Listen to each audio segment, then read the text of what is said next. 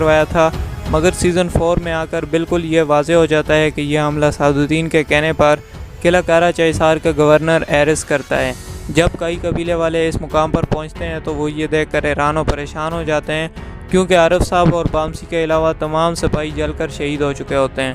اسی مقام پر ایک نامعلوم انگوٹھی بھی ملتی ہے، جسے آئمہ خاتون جان لیتی ہے کہ یہ تو ارطغرل کی انگوٹھی ہے۔ یہ سنتے ہی تمام قبیلے والے رونے لگ جاتے ہیں اور ارطغرل کو شہید سمجھ لیتے ہیں، مگر ارطغرل کی لاش کا کوئی پتہ نہیں ہوتا کہ کہاں ہے۔ کچھ دن کے بعد ایک لاش ملتی ہے جو کہ جلی ہوئی ہوتی ہے، اسے ارطغرل کی لاش سمجھ کر دفنا دیا جاتا ہے۔ پورے قبیلے میں آہو پکار ہو رہی ہوتی ہے اور کسی کو معلوم نہیں ہوتا کہ یہ حملہ کس نے اور کیوں کروایا ہے۔ ترگت کونیا میں سلطان الدین کے پاس ہوتا ہے۔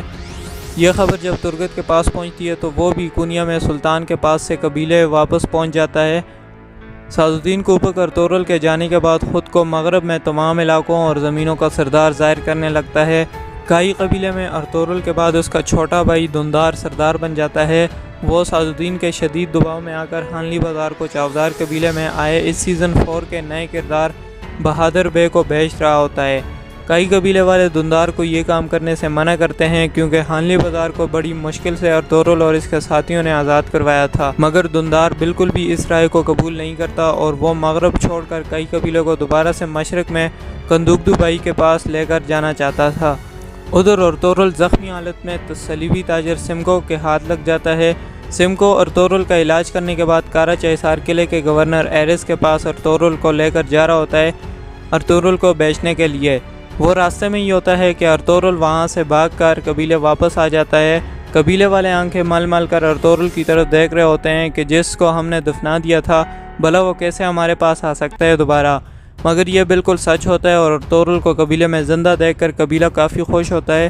اسی دوران ارطغرل کو پتہ چلتا ہے کہ دھندار حانلی بازار کا سودا کرنے جا رہا ہے اور وہ حانلی بازار میں ہی موجود ہے۔ یہ سنتے ہی ارطغرل حانلی بازار آ جاتا ہے۔ وہاں موجود سعد الدین، دھندار، گورنر ایرس، چاودار قبیلے کا بہادر بے ارطغرل کو دیکھ کر کافی دنگ رہ جاتے ہیں۔ ارطغرل بہادر بے سے حانلی بازار بیچنے کے تحریر کو لے کر چیر پاڑ دیتا ہے اور کہتا ہے کہ میں اس حانلی بازار کا سردار واپس آ چکا ہوں، جس میں ہمت ہے وہ مجھ سے لڑ کر یہ لے سکتا ہے۔ ارطغرل دھندار کو بھی چپ کروا دیتا ہے کہ ہمارے خون پسینے سے ملا یہ حانلی بازار کیسے ان کے حوالے تم کر سکتے ہو۔ ارطغرل دھندار کو اس کی نااہلی کی وجہ سے کندوگدو بھائی کے پاس جانے کو کہتا ہے اور اسی وقت سعد الدین سے مخاطب ہوتے ہوئے کہتا ہے کہ میں ان علاقوں کا سردار دوبارہ سے واپس آ چکا ہوں، اس لیے تم دوبارہ اپنے علاقے چلے جاؤ، یہاں اب تمہاری کوئی ضرورت نہیں رہی۔ چاودار قبیلے میں بہادر بے ایک سازشی شخص ہوتا ہے۔ وہ چاودار قبیلے کی سردار اسلحان اور ترگت کو ہٹانے کی کوششوں میں مصروف رہتا ہے۔ گورنر ایرس کا ایک جنگجو تیتان بیس بدل کر کئی قبیلے میں آ کر خفیہ پیغامات ایرس تک پہنچا رہا ہوتا ہے، جبکہ ارطغرل بھی اپنے ایک جاسوس ہتسیس کو ایرس کے پاس قلعے میں عیسائی روپ میں بھیج دیتا ہے۔ دوستو سیزن 3 میں ترگت اور اسلحان خاتون کے درمیان منگنی اب نکاح میں بدل جاتی ہے اور سیزن 4 میں ان دونوں کی شادی ہو جاتی ہے۔ سعد الدین کو جب ان کے نکاح کی خبر ملتی ہے تو وہ خفیہ طریقے سے ان کے کھانے میں زہر ملوا دیتا ہے۔ پورا قبیلہ شادی کی خوشی میں شریک ہوتا ہے، جبکہ کچھ وقت کے بعد زہر اپنا اثر دکھانا شروع کر دیتا ہے۔ اسلحان اور ترگت کی حالت بالکل خراب ہو جاتی ہے۔ تمام قبیلے والے شادی کی خوشیوں میں مصروف ہوتے ہیں۔ جب قبیلے والوں کو ان کا پتہ چلتا ہے تو ان کا سیدھا شک چاودار قبیلے میں موجود بہادر بے پر جاتا ہے۔ ارطغرل وہاں جا کر بہادر بے کو پکڑ کر اس سے زہر کا توڑ دینے کو کہتا ہے، مگر وہ خود کو اس تمام واقعے سے بالکل ناواقف ظاہر کرتا ہے۔ سعد الدین نے جو زہر کھانے میں ملوایا تھا وہ خاص قسم کا زہر تھا، جس کا علاج بھی صرف وہی کر سکتا ہے جو اس زہر کو بناتا ہے، مگر سعد الدین نے زہر دینے والے اور زہر بنانے والے دونوں کو مروا دیا تھا تاکہ یہ لوگ کبھی بھی جان نہ پائیں کہ یہ کون سا زہر ہے اور یہ کس کی سازش ہے۔ ترگت اور اسلحان آخری سانسیں لے رہے ہوتے ہیں کہ اس دوران گورنر ایرس آ کر ارطغرل کو ایک غار کا بتاتا ہے جس میں یہ زہر تیار کیا گیا تھا۔ وہ فوراً عارف صاحب کو اس غار میں بھیج دیتا ہے اور آخرکار اس زہر کی مدد سے اس کا علاج بھی نکال لیا جاتا ہے۔ یوں ترگت اور اسلحان خاتون کی جان بچ جاتی ہے۔ کچھ وقت کے بعد کائی قبیلے میں موجود گورنر ایرس کا جاسوس تیتان ارطغرل کے بیٹے گندوز کو ارطغرل کی غیر موجودگی میں قبیلے سے اغوا کر لیتا ہے۔ کائی قبیلے میں حلیمہ کے لیے یہ بڑی دردناک خبر ہوتی ہے۔ جب ارطغرل کو پتہ چلتا ہے کہ گندوز کو کسی نے اغوا کر لیا ہے تو وہ اس کی بازیابی کے لیے کوششیں شروع کر دیتا ہے۔ قلعے میں موجود گندوز اپنے ہاتھ میں چھپائے پتھر کی مدد سے گورنر ایرس کی ایک آنکھ ضائع کر دیتا ہے، جبکہ ارطغرل ایک دن بطور مہمان قلعہ کا جائسار آتا ہے اور گورنر ایرس ارطغرل سے ترگت اور اصلاحان کی جان بچانے کے بدلے یہ عہد لیتا ہے کہ اب حانلی بازار اور تمام مسلم علاقوں سے عیسائیوں پر موجود پابندیاں ہٹائی جائیں۔ ارطغرل کو مجبوراً ایرس کی یہ شرائط ماننی پڑتی ہیں، جبکہ اسی دوران ارطغرل کو بھی یہ خبر مل جاتی ہے کہ اس کا بیٹا گندوز اسی قلعے میں قید ہے۔ اگلے ہی دن ارطغرل اپنے دوست بامسی اور گنگوت کے ساتھ عیسائی روپ دھار کر قلعے میں آ جاتے ہیں اور خود کو عیسائی تاجر ظاہر کرتے ہیں۔ ارطغرل بڑی آسانی سے اپنے جاسوس اتسیس کی مدد سے گندوز کو چھڑوا لیتا ہے، جبکہ گورنر ایرس کی کنیز ماریا بھی ارطغرل کی کافی مدد کرتی ہے۔ اس دوران ارطغرل کئی صلیبی فوجیوں کو قتل کر کے قبیلے واپس آ جاتا ہے۔ گندوز کو قبیلے میں دیکھ کر حلیمہ اور باقی قبیلے والے کافی خوش ہو جاتے ہیں۔ جب ایرس اپنے صلیبی فوجیوں کی لاشیں دیکھتا ہے تو وہ غصے میں آ جاتا ہے اور بدلہ لینے کی تیاریاں شروع کر دیتا ہے۔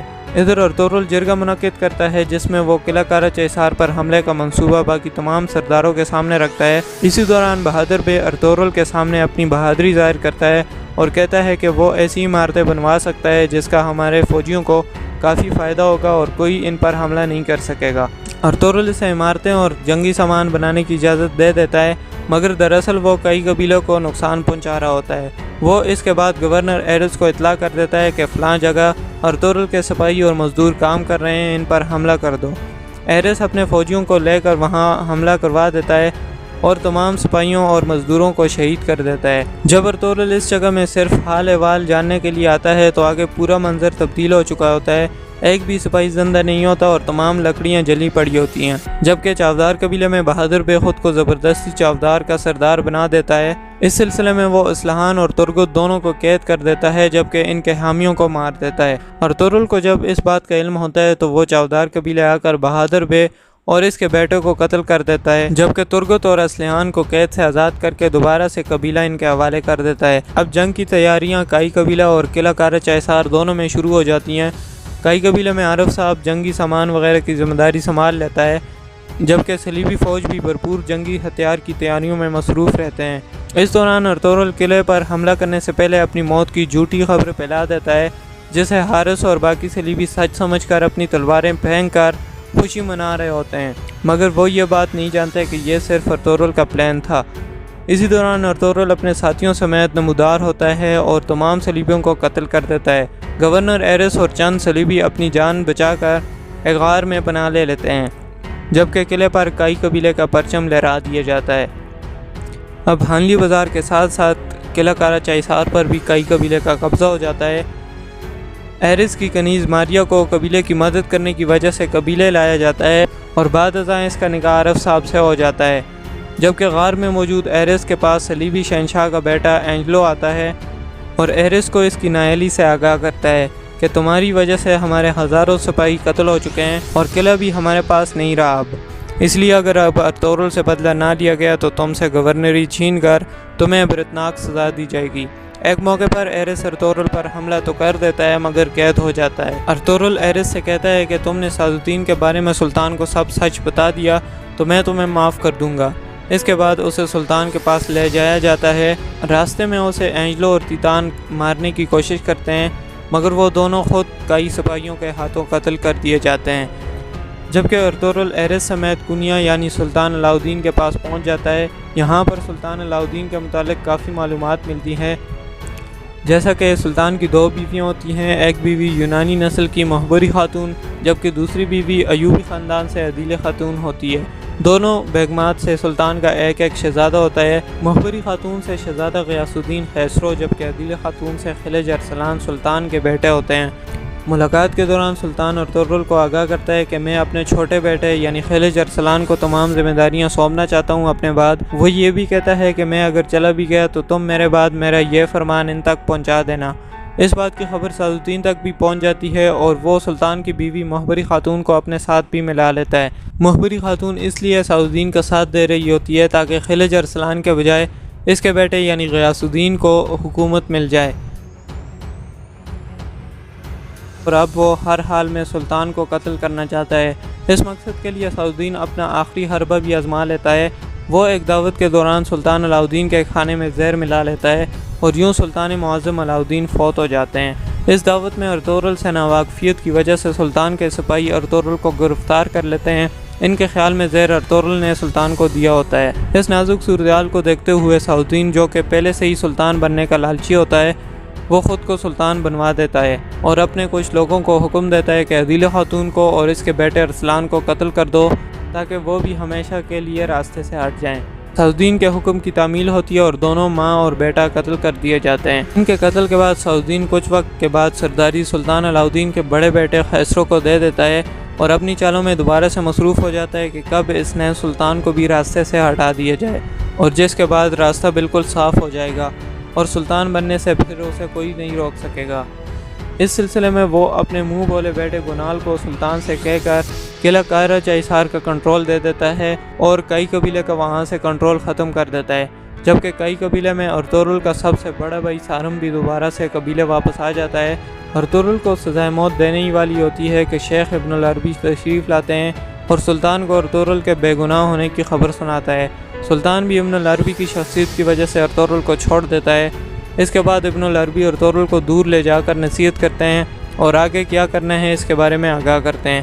اس کے بعد ارطغرل ایرس کے پاس آتا ہے اور اسے رہا کروا دیتا ہے، مگر ایرس جاتے جاتے ایمان حق قبول کر لیتا ہے اور ارطغرل کے ہاتھوں کلمہ پڑھ کر مسلمان بن جاتا ہے، جس کے بعد ارطغرل اس کا نام ایرس سے بدل کر احمد رکھ دیتا ہے۔ قلعہ میں گنال صلاح الدین کے حکم پر سارم، ترگت، بامسی اور عارف صاحب کو سزائے موت دے رہا ہوتا ہے۔ ارطغرل عین موقع پر آ کر ان سب کی جان بچا لیتا ہے اور وہاں لڑائی شروع ہو جاتی ہے۔ لڑائی کے بعد ارطغرل گنال سے ملاقاتوں میں اسے دعوت حق کی طرف بلاتا رہتا ہے، کیونکہ ارطغرل کو معلوم تھا کہ گنال ایک نیک انسان ہے، مگر صلاح الدین کی باتوں میں آ کر راستے سے بھٹک گیا ہے۔ ادھر صلاح الدین کی حرکات اور غلط فیصلوں سے تنگ آ کر ارسلان خاتون صلاح الدین کے پاس اسے قتل کرنے پہنچ جاتی ہے، مگر صلاح الدین اس پر جوابی وار کر کے اسے شہید کر دیتا ہے اور یوں ترکت کی دوسری محبت اور بیوی ارسلان دنیا سے رخصت ہو جاتی ہے۔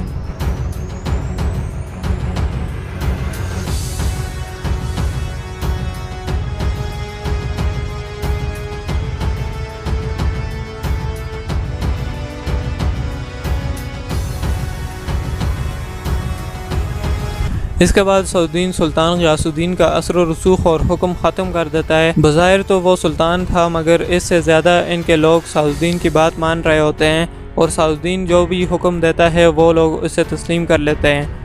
صلاح الدین سے تنگ آ کر سلطان غیاث الدین ارطغرل سے ملاقات کر کے ارطغرل کو حکم دیتا ہے کہ صلاح الدین کو اب قتل کر دو، کیونکہ وہ پورے علاقے میں فساد پھیلا رہا ہے۔ ارطغرل اس مشن کو مان کر اپنے ساتھیوں سمیت کام پر لگ جاتا ہے۔ اس مقصد کے لیے وہ سب سے پہلے صلاح الدین کے خیمے میں آ جاتا ہے، مگر صلاح الدین کے سپاہی ارطغرل کو پکڑ لیتے ہیں، مگر ترگت جو صلاح الدین کے سپاہی کے روپ میں ہوتا ہے وہ صلاح الدین کو پکڑ کر اس کی گردن پر تلوار رکھ دیتا ہے۔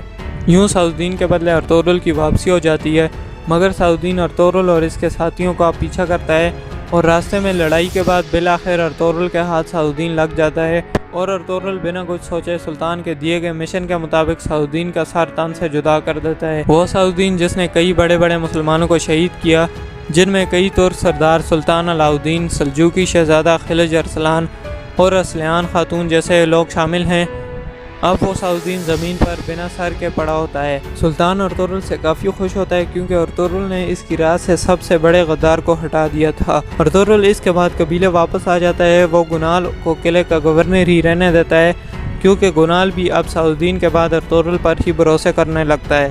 حلیمہ کے ہاں ایک بچے کی ولادت ہوتی ہے، جس کی خوشخبریاں پہلے سے ہی ارطغرل کو مل رہی ہوتی ہیں۔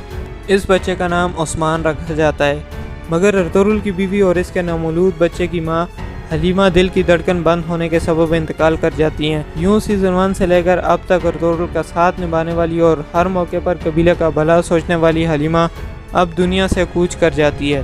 یوں پورے قبیلے والے جو کہ نئے بچے کی ولادت کی خوشیوں میں مصروف ہوتے ہیں، اب وہ سوگ میں چلے جاتے ہیں اور ارطغرل اس وقت کافی روتا ہے حلیمہ کے بچھڑنے پر۔ بہرحال کچھ دن تو ایسے ہی سوگوار گزرتے ہیں، جس کے بعد ارطغرل غم سے ابھی باہر بھی نہیں آیا ہوتا کہ سیزن 2 میں زخمی ہونے والا نویان واپس آ جاتا ہے۔ وہ قبیلے سے کچھ دوری پر اپنے سپاہیوں اور بہن ہیلنگویا کے ساتھ چھپ کر قبیلے کے حالات کا جائزہ لے رہا ہوتا ہے۔ وہ ہیلنگویا کو کپڑوں کی تاجر بنا کر کئی قبیلے بیچ دیتا ہے اور نویان خود ارطغرل کے دوست اور سابق گورنر احمد کو شہید کر دیتا ہے۔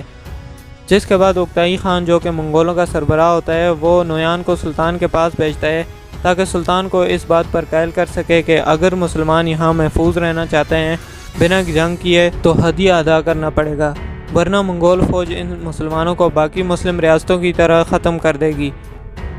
ہدیہ بہت زیادہ ہوتا ہے مگر اس کے سوا سلطان کو کوئی راستہ بھی نظر نہیں آتا، اس لیے وہ یہ شرائط مان لیتا ہے اور ارطغرل کو اپنا ایلچی بنا کر نویان کے ساتھ اوکتائی خان کے پاس بھیجتا ہے۔ راستے میں کافی لڑائیاں کرنے کے باوجود بھی وہ ایک دوسرے کی جان بچا رہے ہوتے ہیں کیونکہ معاہدے کے پاس بھی رکھنا تھا۔ بہرحال وہ اوکتائی خان تک پہنچ جاتے ہیں اور ارطغرل اوکتائی خان کو شرائط سے آگاہ کر دیتا ہے اور نہایت عقل مندی سے اوکتائی خان سے وفاداری کا ہاتھ ملا لیتا ہے۔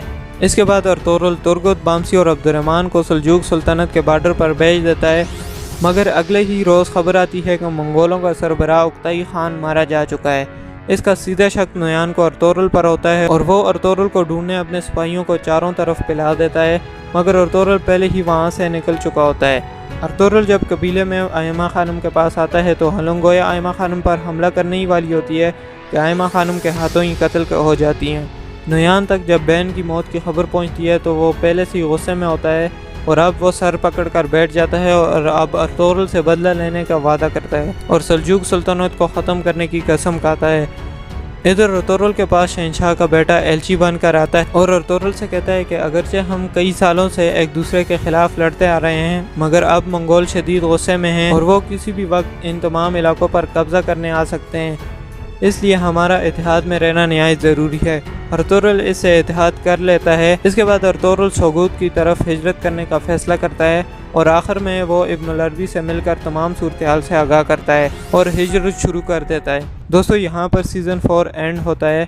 اگر آپ کو ہماری یہ ویڈیو اچھی لگی ہو تو اس ویڈیو کو لائک کر کے دوستوں کے ساتھ ضرور شیئر کریں۔ ملتے ہیں نیکسٹ ویڈیو میں۔ اللہ حافظ۔